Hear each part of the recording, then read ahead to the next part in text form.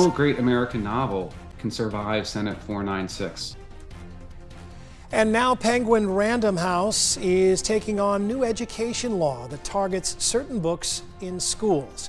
Good evening, I'm Andy Fales. The publisher is part of a federal lawsuit that includes the Iowa State Education Association, 4 authors, local educators, and an Urbandale parent.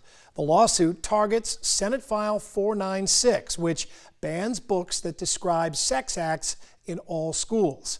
The plaintiffs say that violates the First and 14th Amendments. Government authorities cannot violate the First Amendment right to free speech by pretending that school grounds are constitutional no-fly zones. The lawsuit calls on the court to block enforcement of part of the law that bans the books from school libraries and classrooms. The plaintiffs argue that it prohibits the free flow of ideas and does not consider the work of the book as a whole. They say teachers and librarians are trained to know what is age appropriate for their students and can pick materials that are relevant and educational to them.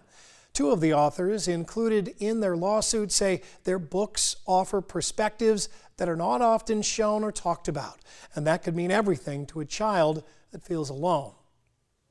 Literature has the power to open hearts, heal souls, and promote growth and understanding. Seeing yourself in a book can be a transformative and empowering experience, one that I rarely had when I was growing up. This is why I write about queer and Asian American characters. I am writing books that I want to read, the books that I needed as a teen. The lawsuit is not seeking monetary damages, only to block the book ban from going into effect.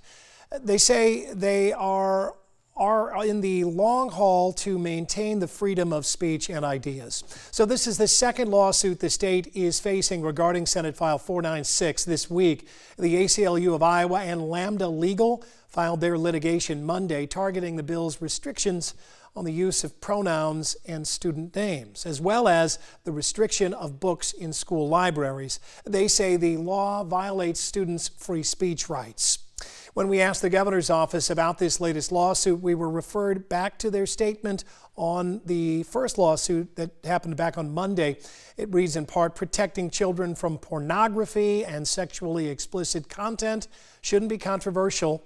Books with graphic depictions of sex acts have absolutely no place in our schools. If these books were movies, they'd be rated R.